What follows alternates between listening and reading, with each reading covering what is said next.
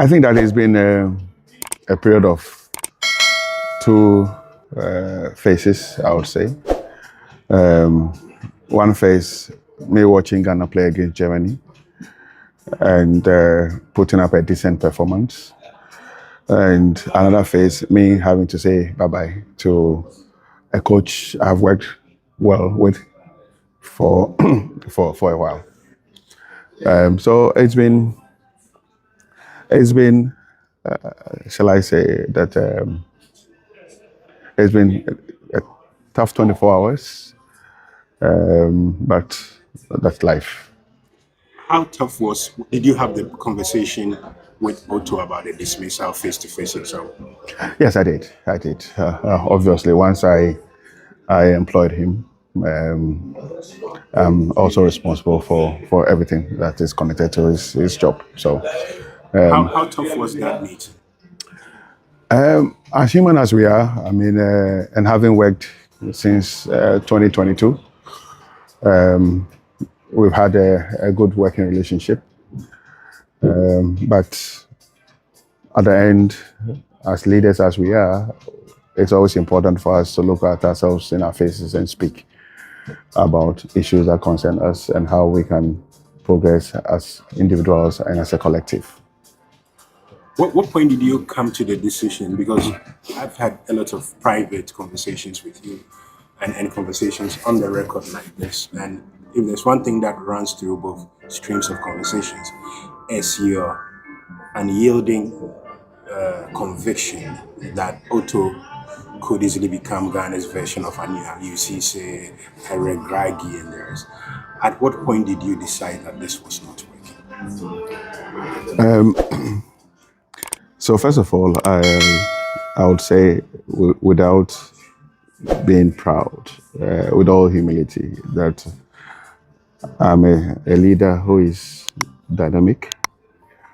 I'm a leader who is honest to issues around me.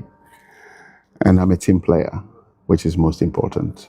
And I think that when you're leading the team, you may have your strong opinions about the issues, but there are moments that you need to listen to the team for the greater good of our country. And at this moment, we thought it's Ghana first, and we have to go in a different direction. What did you see that convinced you about this? I don't know whether it's about what did I see or what did I hear, or perhaps both. I've seen Otto work over time since we engaged him. I've heard millions of comments. I've seen him prepare the team for games. I've seen the last 4 or 5 games that we have played. I've seen the group, I've seen the executive committee discuss the games that we have played. And I've also heard about our shared vision for the World Cup. And I thought that it was time for us to look at another direction for our common vision. When a coach is sacked, the next thing that happens is speculation upon speculation. And there will be an incredible lot of it happening after Addo lost his job as Black Stars coach. Another talking point, of course, is how many coaches will be available to pick this? Obviously, the Ghana Football Association likely to be looking for somebody with World Cup experience. Basically, somebody who can come in and get the team hitting the ground running as soon as possible. As far as whether there are any coaches who will be willing to take this job at short notice, my suspicion is that there will be. This is still a team with very good players. This is still a team which has players playing at the highest level. This is still a team going to the World Cup, the pinnacle of international football. This is still a team that has players who, in the right hands, can go on and do well in a major competition. Quarterfinalists at the World Cup, unable to qualify for the last Nations Cup, bleeding, but with talents like Fatawu Isiaku, Antoine Semenyo, and the rest, and a team capable of paying good money for it in the current circumstances. So, would there be a lot of takers? I absolutely believe there will be. And I think that there will be a queue of coaches lining up. In the next few weeks, Be prepared for a lot of speculation. Be prepared for people throwing in as many names as possible.